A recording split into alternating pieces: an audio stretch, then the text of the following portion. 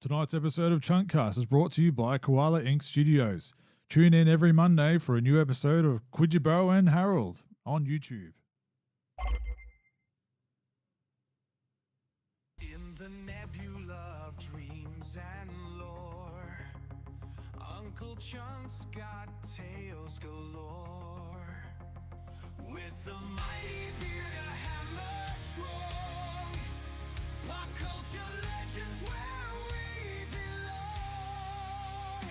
Chunkcast roars like a cosmic storm. Movies, comics, games, we transform. Uncle Chunk leads the way each night. Through the stars we take our flight. Through the galaxies we ride so bold.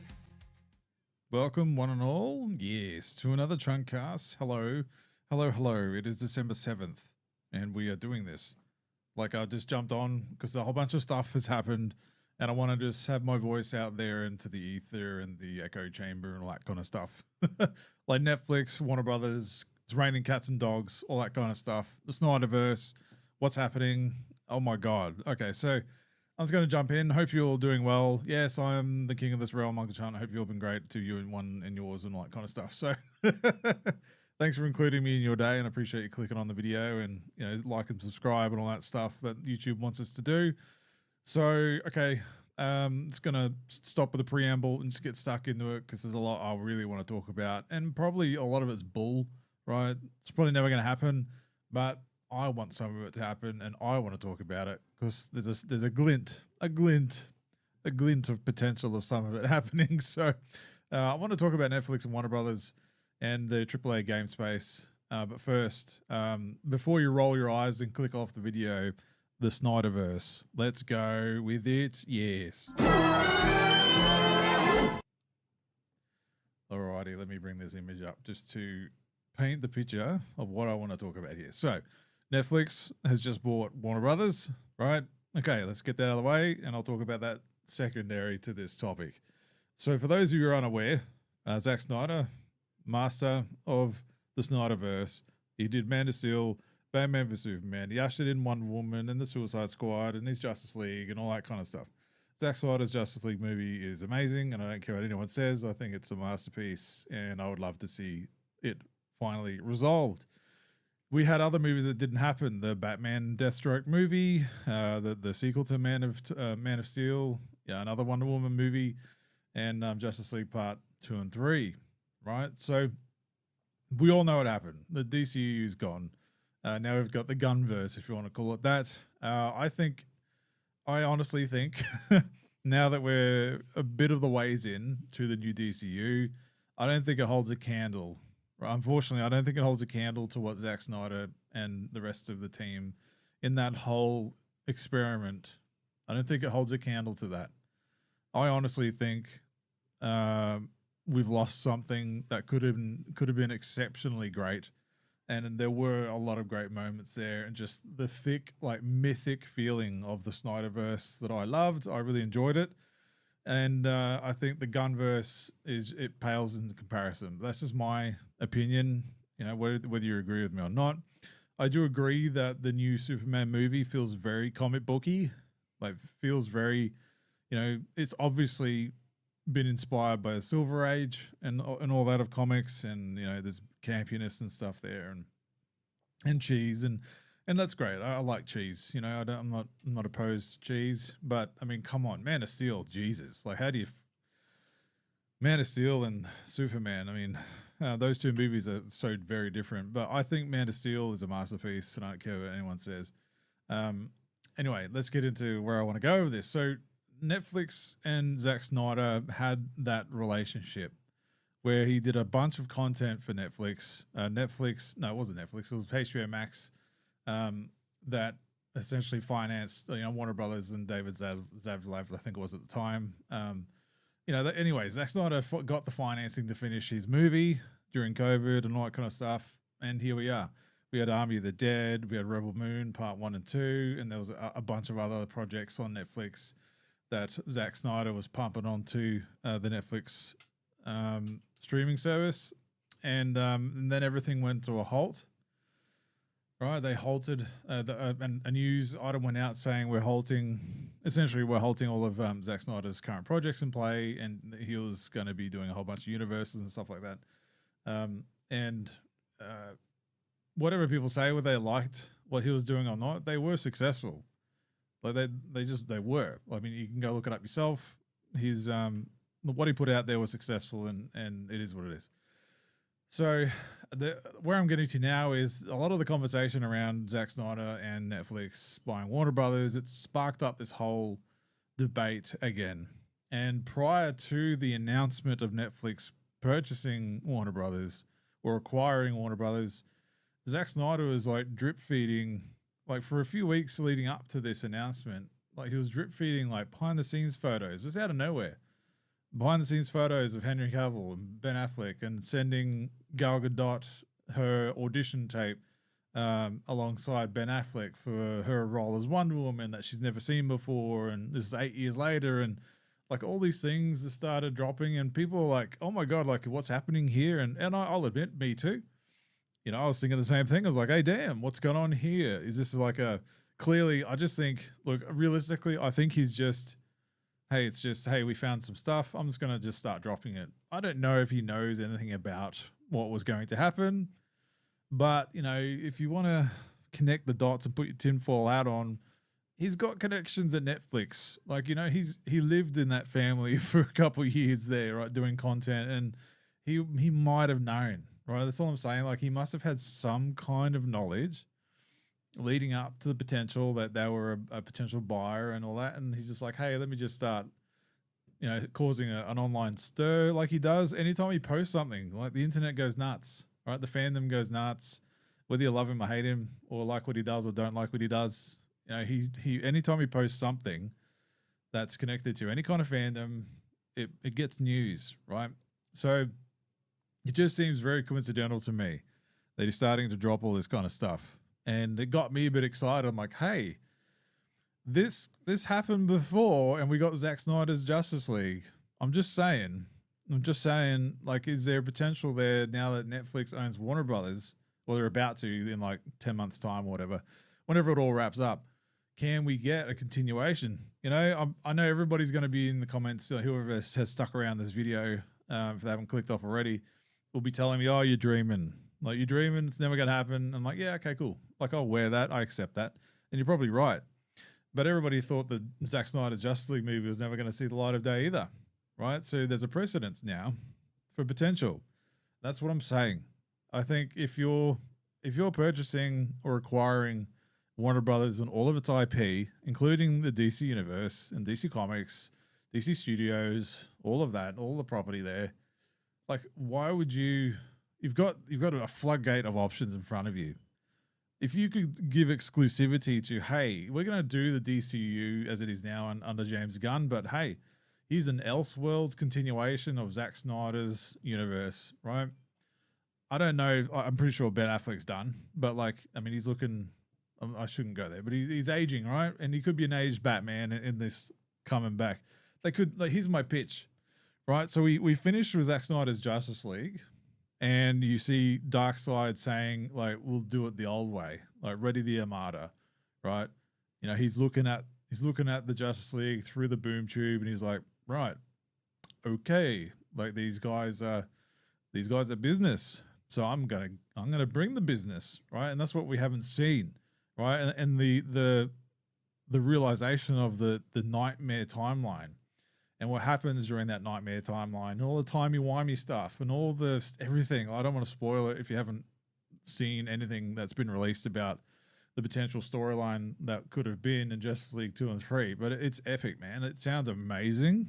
And it's like, yeah, I can't believe we got the movies that we did, right? Like, there's no way Man of Steel, Batman vs. Superman, and Zack Snyder's Justice League would get made now. It just wouldn't get made.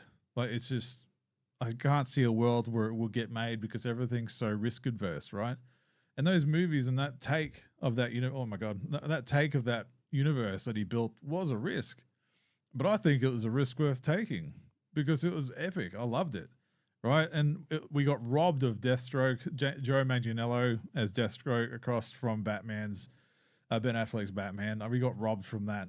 I would have loved to have seen another solo Henry Cavill led Superman movie and just like tie it up with Justice League 2 and 3 and then call it, right? If that's what you're going to do, sweet. But I honestly, I think there's a glint of potential here. And, you know, I could be like simping for something that doesn't need to be simped. But, oh man, I'm not completely bought into what James Gunn's doing with his DCU. It's just, I was so invested in what Zack Snyder was doing. Like I was picking that up. Everything that he put down, I picked it up. I loved it. I ate it up, man. I was all in. And I'm not as connected to this new take, this kind of soft, kind of campy, cheesy approach. You know, it's very family-ish, you know, and that's great. Awesome. I mean, Superman is for everybody. I understand that. And comic books are for everybody. But come on, you know, come on.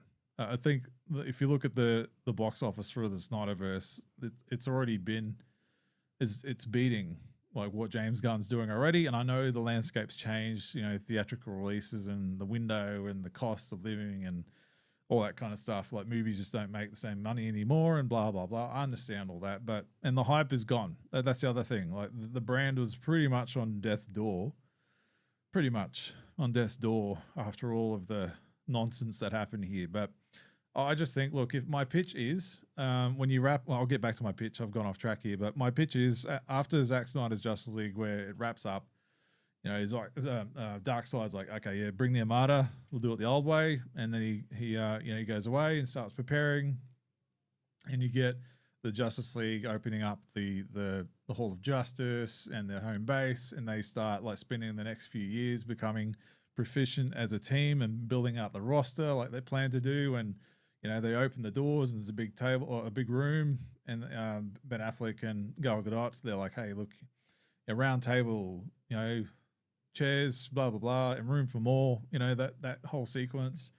And you come back and everything's established. They're an efficient team. They're saving the world, all that kind of stuff. And then it's in real time. Like we've had like 5 years or 8 years since the last movie or whatever, 2021, right? Yeah, about four or 5 years. So if you do it in real time, you know, they would have aged, right? And you come back 5 years later, Darkseid turns up, you know, and starts just wreaking havoc like the planned story was. You know, they're a team that have bonded over those years and they've built out the roster, and then you just take it up from there. I think that's a logical step to do if they ever do it, and then continue that nightmare timeline. You know, maybe tweak some of the ideas that they were going to do because, you know, time was it retrospect, you know, all that kind of stuff. The gift of time and all that kind of stuff. But look, I just think, oh man, it's gotten me excited. If you can't tell, just the thought of that, and that's I think how they should approach it. If they were going to bring back, you know, Henry Cavill, Ben Affleck, Gal Gadot, like they would have aged a bit, notably, right? But if you just lay out the time as if it's in real time, and you can just get away with that, like, oh, why does everybody look old all of a sudden? Like you can't do it as if you've just picked up right after like the next day, because he can't explain why everybody's aged 5 years or however long it's been, right? So anyway, makeup and CGI and all that kind of stuff, you can only do so much, but just own it. You know, Darkseid spent 5 years. It probably means nothing to him in his time, readying his Armada and traveling across, you know, the galaxy and all that kind of stuff to come to Earth and find Earth and all that kind of stuff. Oh man, look, it's just got me excited. The potential, right? I don't think it'll happen. Like, if I'm realistic with you, I don't think it's going to happen. But just the idea. I mean, I didn't think Netflix was going to buy or acquire Warner Brothers, right? I'll get into that in a second. But you just never know. You can never know what's going to happen until it happens, right? And forgive me if you can hear like noises in the background. My wife's got a game that she's playing up. It's super loud, but you know, she's happy. It's all good. Let me know what you think. Like, if you think I'm barking up the wrong tree or if I'm dreaming, go for it, because I agree with you. but I mean, come on.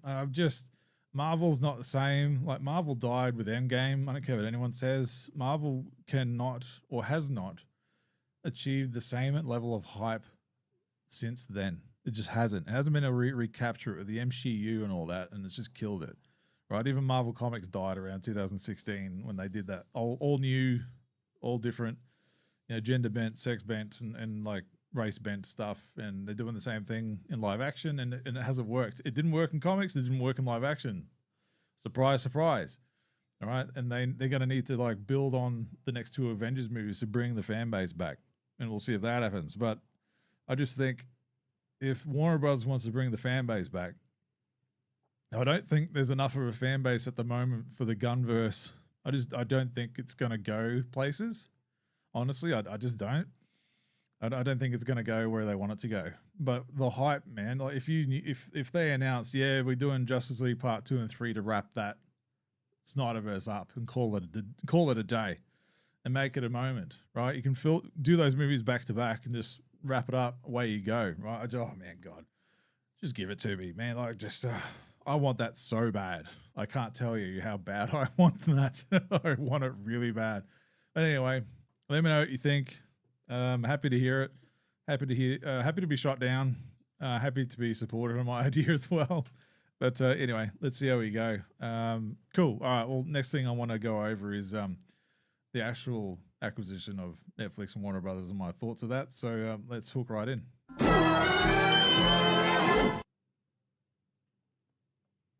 Excellent. All right. So I'm not going to beat around the bush. This freaks me out.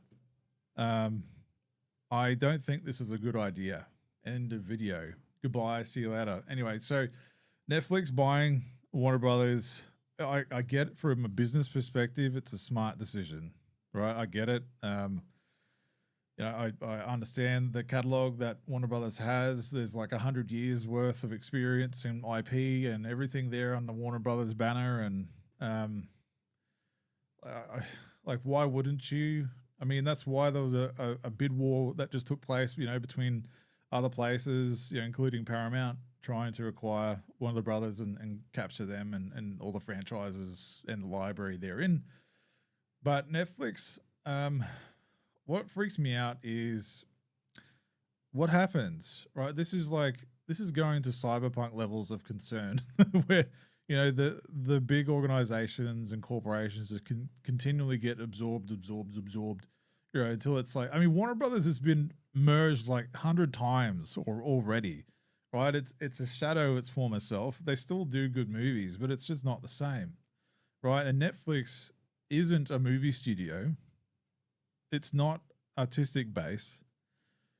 Netflix is like YouTube and every other streaming platform where it's algorithm based. So, I mean, there's plenty of reports out there from directors that have been rejected by Netflix because what they proposed did not align with their analytics. Like it didn't hit the mark on what's working, on what people are watching, right? And that's bad. That's what I'm concerned about. Like, you just want to keep pumping out the same slop that the algorithm says is successful, right? And I can understand that business model. I get it. Okay, that makes sense. Okay, all of these subscribers are staying subscribed, and the algorithm says they're watching this kind of content consistently, so let's keep giving them that kind of content that works, right?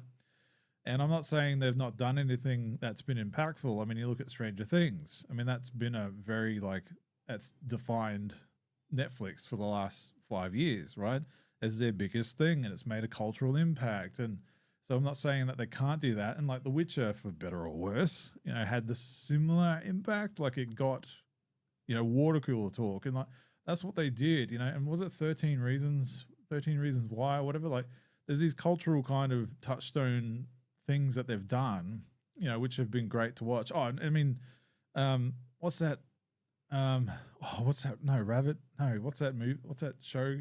Baby Reindeer. I mean, holy moly, right? Like, Jesus. I mean, that's a risk, I guess. So they're not adverse to it, I suppose. But what the movie studios do is they go, okay, what filmmakers do we have with us, or who are presenting us pitches, and they've got this idea of a film and a story they want to present, and they want a studio to pick it up, or maybe a studio's had a script on their desk for ages, and they go, hey, you know what? Let's try and make this one, right? And just see if it sticks, right? It's like art based. Of like, well, maybe this will work, and if we do it this way, okay, let's give it a go, right? It's that kind of artistic freedom that's built Warner Brothers over the last 100 years, and like they understand what works and what doesn't. There's still people that have been there for a long time, right? It's just what I'm concerned is we'll lose that, right? And you've got Looney Tunes, you got DC Comics, you got all this other stuff in there like Matrix and Lord of the Rings and God knows what else under that.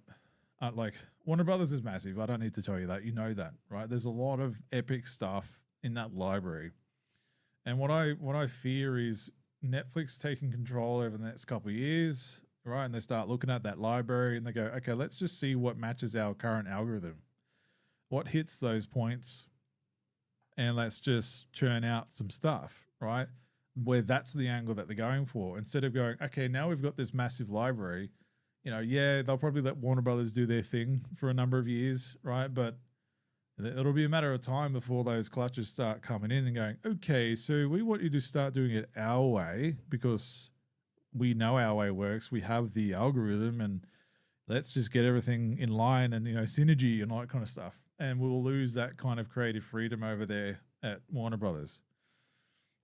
That's the concern. Or besides the fact that Netflix's bloody subscription is going to go through the roof, I reckon, right? What happens to HBO Max? Like they say they're gonna let HBO Max run independently of Netflix for the foreseeable, which makes sense. But again, that's only a matter of time as well, right? That's not going to last forever. When you could, combine the two and charge more, right? Or buy one, buy two and at a discount subscription rate. I just, oh boy, like as if it's already expensive. I'm bouncing between month to month subscriptions. Like I haven't paid for Disney Plus for months. We're not paying for Netflix at the moment. We've been playing for HBO Max for the time being. But it's just, oh god. And what happens to physical media now? Like they've got Netflix have zero interest in physical media, but Warner Brothers still puts out DVDs and Blu-rays, which is great. We're going to lose that now, right? That concerns me. It really does, because I'm one of a lot of people out there that don't want to be locked into streaming and digital. I prefer to own my movies on hard physical copy, right? And games is a different matter altogether. I can touch on that in the next topic, but I'm really concerned about this. I'm already frustrated by the fact you need like a bunch of different subscriptions to follow that show or movie that you wanted to watch, but by the time you got there, it was removed and put somewhere else, and then you've got to go sign up to that one to go. Like, I hate that. I really do. Whereas I could just go to JB Hi-Fi or Amazon or whatever and buy the bloody physical copy, and I can just watch it whenever I want. I just maybe I'm just the old man shaking my fist at the clouds, but this really concerns me. I don't think this is going to turn out well. I honestly don't. There's a lot of junk on Netflix, a lot of junk. Half of it you'll never see in your lifetime. You'll never have enough time to watch everything. And so what happens for discoverability then? Right? How will they gauge that? How will they market that? How will they have the budget in place to be able to handle that sheer amount of library, and prioritize things? And is it the race to the bottom then? Like, what about the other content that when this all comes into one, what happens to other movies and properties that now just gets suppressed further? Like, there's just, I don't know, man. I just think there's going to be less risks taken, I think, because they've just spent $82.7 billion, right, on this acquisition, and they're going to want to make their money back pretty quick. So you can run two subscription services side by side to maximize your return, I guess, and increase the prices of both, I suppose, or roll them into one subscription and then just double the price of that subscription, right? And away you go, and just churn out algorithm-based content so you make sure that you've got those people that do not leave their chairs for hours and hours and hours and just keep, they're your whales. Like, is that's all it's going to be, and just going back to the whole Zack Snyder thing, like, I mean, risk adverse is what this is going to be. I don't think we'll see much artistic expression or risks or whatever it is on this kind of environment. Yeah, I don't know. It just concerns me. I just think it's a bad move. I just think anytime you've got think like I know everybody had the same discussion when Microsoft acquired Blizzard at Activision. You know, that was the whole thing. But there's a lot of bigger fish out there than that acquisition. That's how big the gaming industry is. So that wasn't a monopoly conversation, but like this kind of is. Netflix has had the monopoly for a long time, so to speak, and having this amount of content adding to their service, you know, that further leads to that monopolization discussion where you've only got what's left. Like you've got Disney, Paramount, but what, you know, binge, who cares about binge? Like Stan, like nobody has Stan. All right. And then you've got your other American services that, you know, they're all bundled into something anyway through like a cable service package. So, you know, we're back to that again, right? I don't like this. I really don't. And it also concerns me about DC Comics. Like I'm a DC guy. I like Marvel, but I'm more DC if you know me well enough. I'm really concerned about this. Like, does DC Comics, how does this come down to the publishing level? Does this impact what I don't want to happen to DC Comics is what has happened to Marvel Comics, where if you read the comics and you know what's happening in the comics and it's like a sharp turn, you can guarantee in about 6 months to a year that that's going to happen in one of the movies that are coming out because of corporate synergy, right? You can't, the comic book writers and stuff in there and the editors and the studio or the Marvel Comics publishing arm of Disney are limited to what they can do because of corporate synergy. Like they've got to have storylines in the comic books and introduce random characters that kind of remind people of what's in the movies. And what I don't want to happen is that to DC Comics. They should be doing it the other way around, right? Take the comics that are successful, that work, that are loved, and you know that were successful, and adapt those stories to the big screen, not the other way around. Like I'm concerned from that front as well. Like just the funneling down of creativity and freedom of outlet and freedom of creativity, and I think it's a bad place. This won't be the last one. Who knows? This might get overturned. I don't know. But what's next? Like, honestly, what's next? Since Paramount missed out on this one, do they just go, all right, we're going to grab these two other studios, right? And then you've got two massive streaming companies, you know, as the big two monopolizing the whole industry. I don't know. Next, it's like Arasaka, like Cyberpunk. How far away from Arasaka Industries are we at that point? It's got some beard in my mouth. So yeah, anyway, this is my initial thoughts, and I'm trying to, the only positive I can come out of this is like, okay, we had a relationship with Zack Snyder and let's just make a big splash and go, all right, here's what we can do, flex our muscles. Let's finish Zack Snyder's Justice League 2 and 3. Yeah, you're dreaming. I know. But anyway, let me know what you think. Does this concern you at all? Those of you out there that like physical media, are you worried? For those of you who read DC Comics, are you worried? Are you worried that the quality of movies in the next foreseeable decade are going to drop and the artistic arm of this industry has been disabled? It might sound like I'm talking like it's World War III or something, and it's not, but like just this is concerning to be. It really is. I don't think we're going to, honestly, I think we're going to have a drop in quality. As soon as it's all wrapped up over the next year and all the dots are dotted, all the signatures are on the dotted lines and all that kind of stuff, when it's all said and done, the pen dries and all that, I think then we'll start seeing a pretty sharp shift. And, we won't notice anything for the next year, but in the next 2, 3, 5 years, I think, things are going to change. And as soon as like the DC Universe arm, DC Studios arm, I mean, they're saying right now that they still have pretty much full control, but it's only takes a couple of misses for the big guys at Netflix now to go, okay, hang on a tick, we're coming in now, right? We're coming in to change things and tell you what to do, and we're going to put someone else in here that we trust, and we're going to use our algorithm so you can build against our algorithm. And like, that's what I mean. That's my concern, right?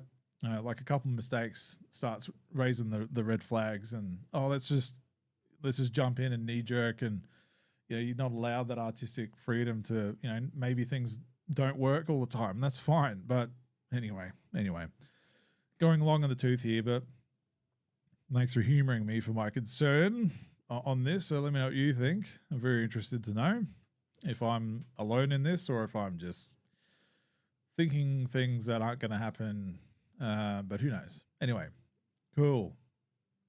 Got that out of my system for now. We'll see how this plans out. And again, I mean, this goes into what I want to talk about next with the AAA game space. And let's just hook right into that. Yes.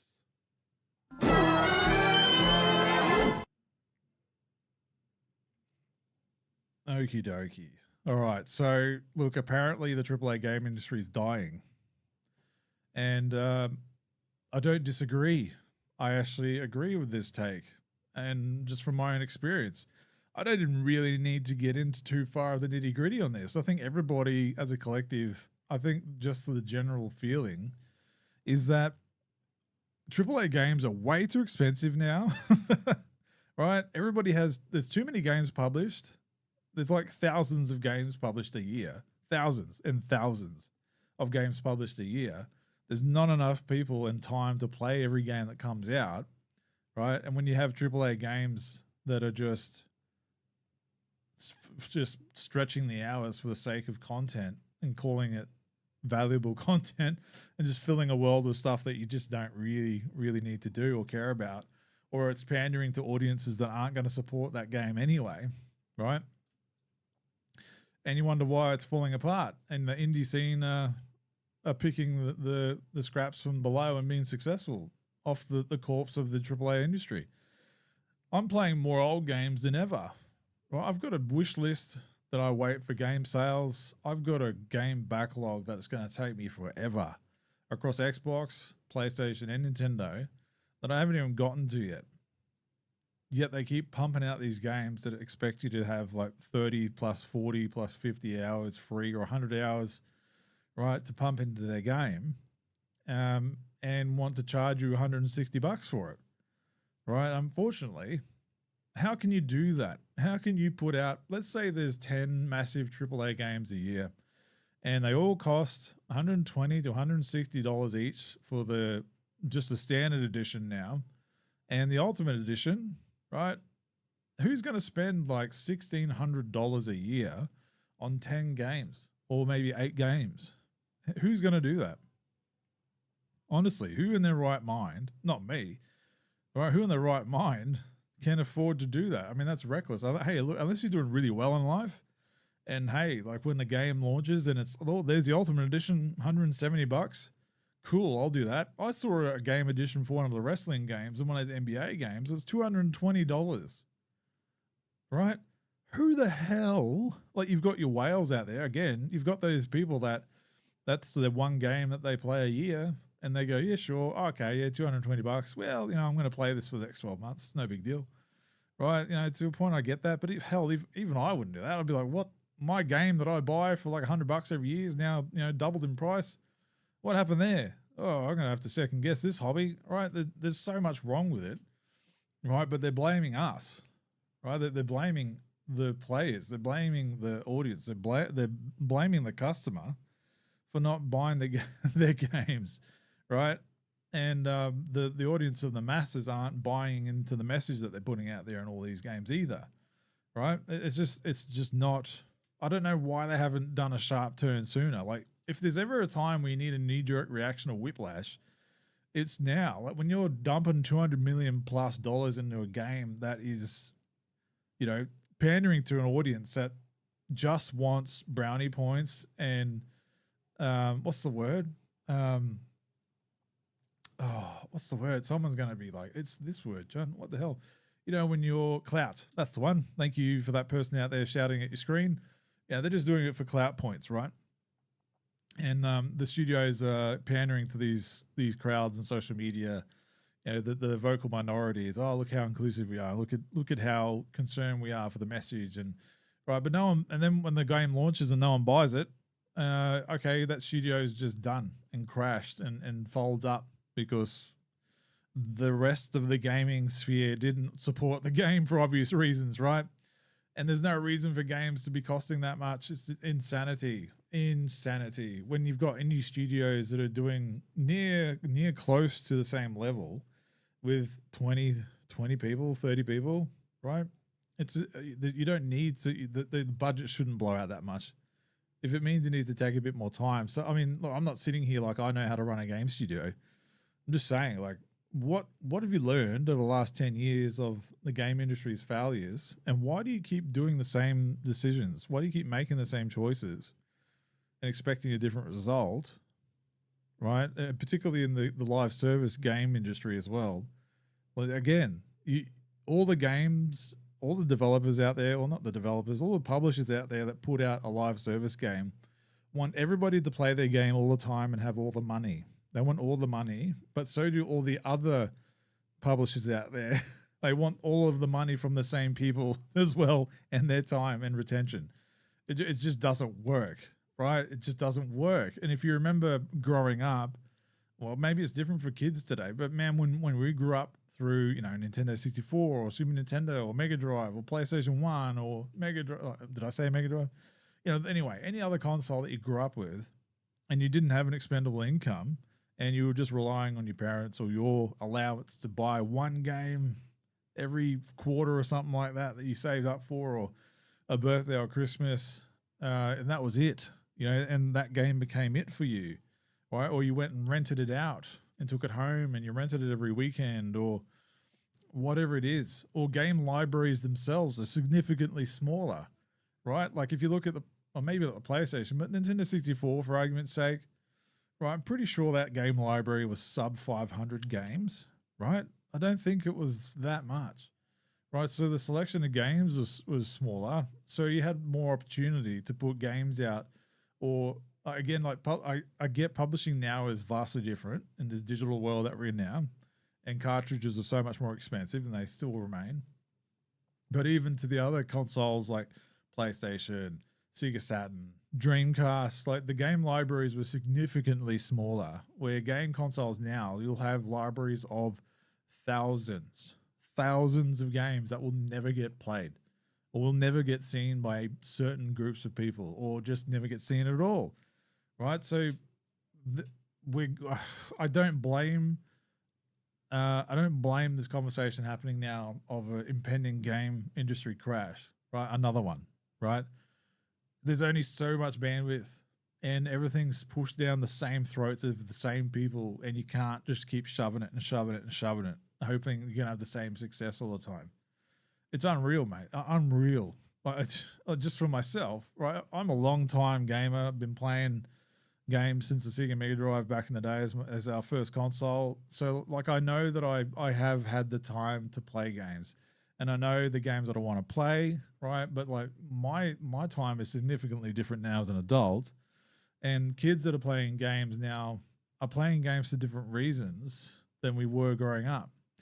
And so the people that are supporting these industries now for the games that we grew up on, we're very selective with what we play. Whereas I think I could say pretty confidently that generations younger than myself are playing games that probably their favorite streamer is playing, or that the kid in the playground mentioned, or they just want to be in with the click group playing the same game and whatever else. And it's usually something that's free to play, you know, a game service that's pay to play sometimes, or, you know, microtransactions, but there's enough content there to play for free, right? So these kids have grown up in an era with a lot of free to play games, so they don't see the value in buying games or paying for them, right?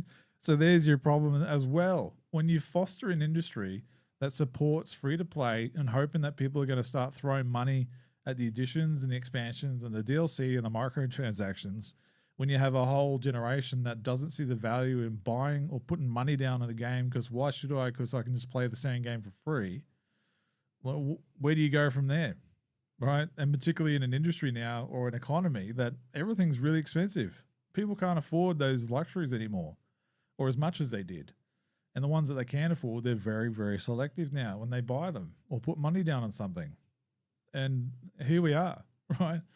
they got to get smarter on what they're doing. They got to get away from pandering to the small audiences, the vocal minority, and just start ignoring them altogether if they want to succeed and survive.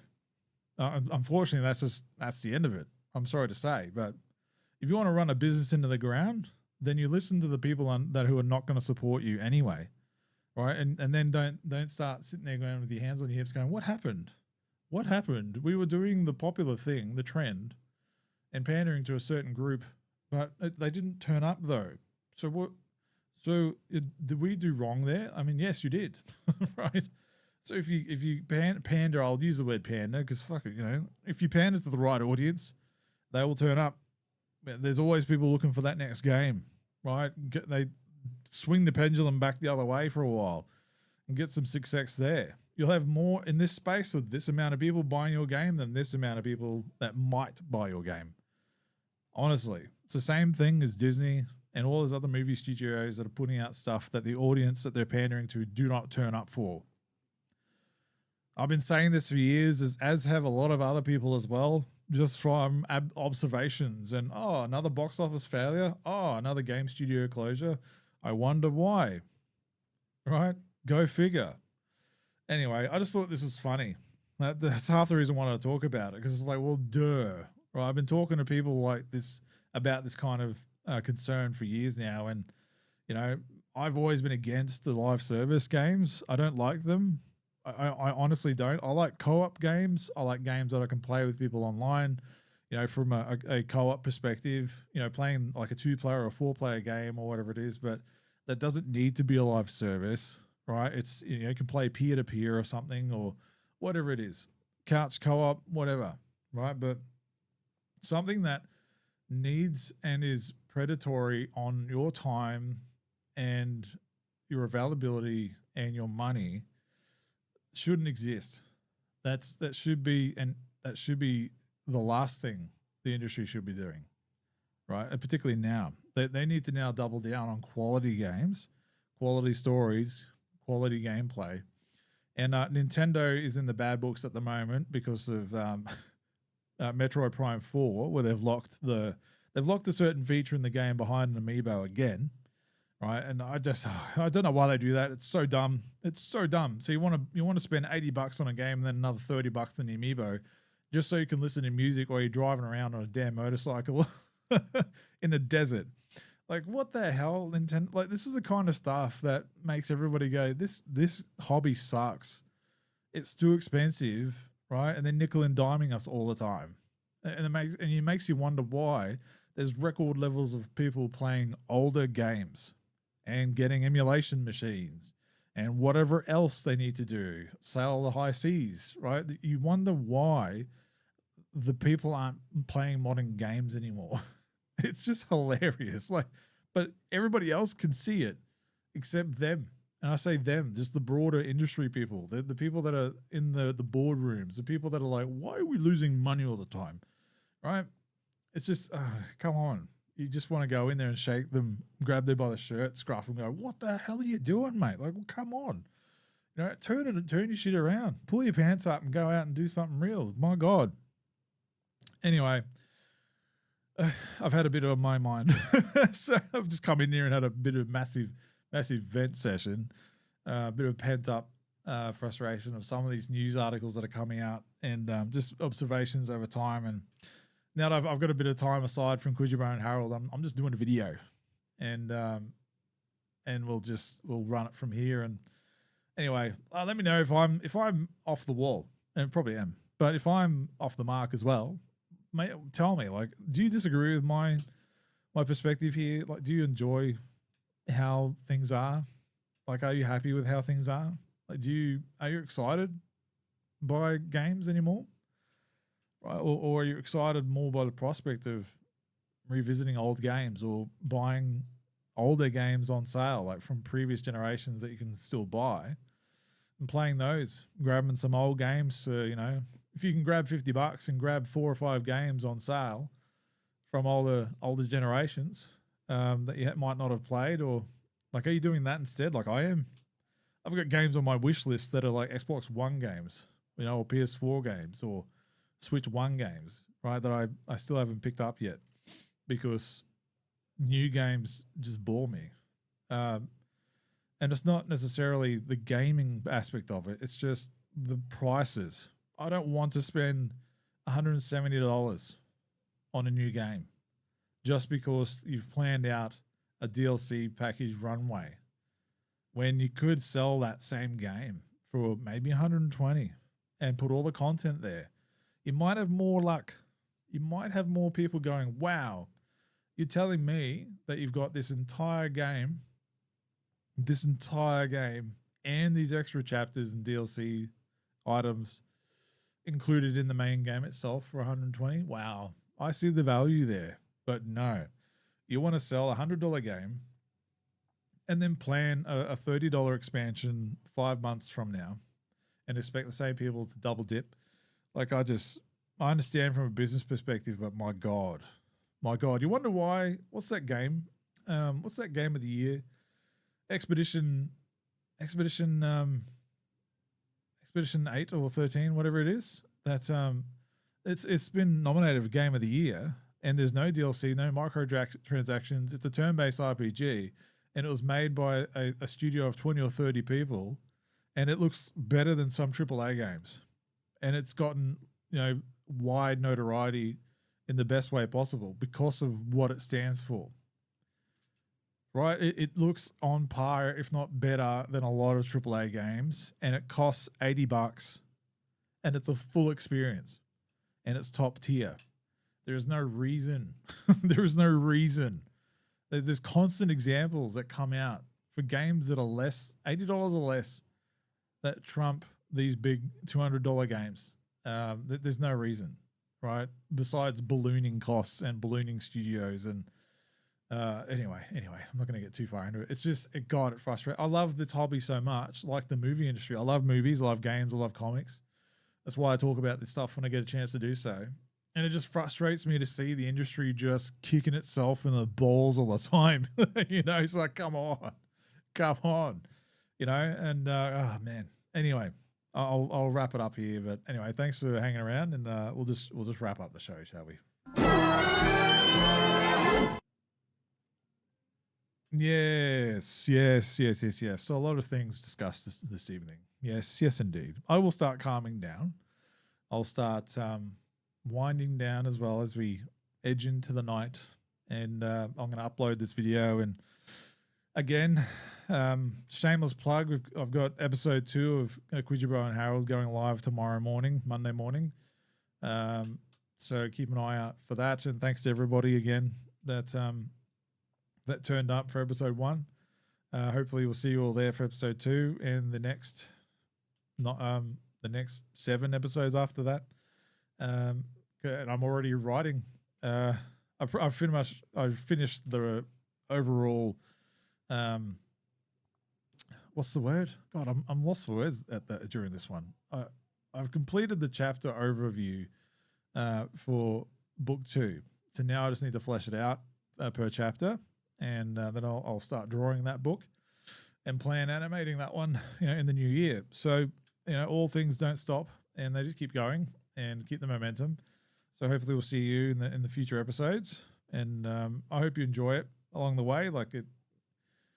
I'm very proud of it, regardless of what people think. And I thank those who are already watching it and supporting my first cartoon and first book. It means a lot. So anyway, I'll wrap up here. And again, thanks for including me in your day and your evening, wherever you're watching this. It's Sunday evening, the December 7th at the moment. So if you're watching this after the fact or later on the week, thanks for clicking on my video and dropping in. Leave a comment, like and subscribe and all that. And we'll reign in 2025, the end of 2025 together. And we'll look forward to 2026 together as well. And have a good evening. And thanks for listening to me ramble. Thanks for being here. Toodaloos. I just got to click the button now. Click it.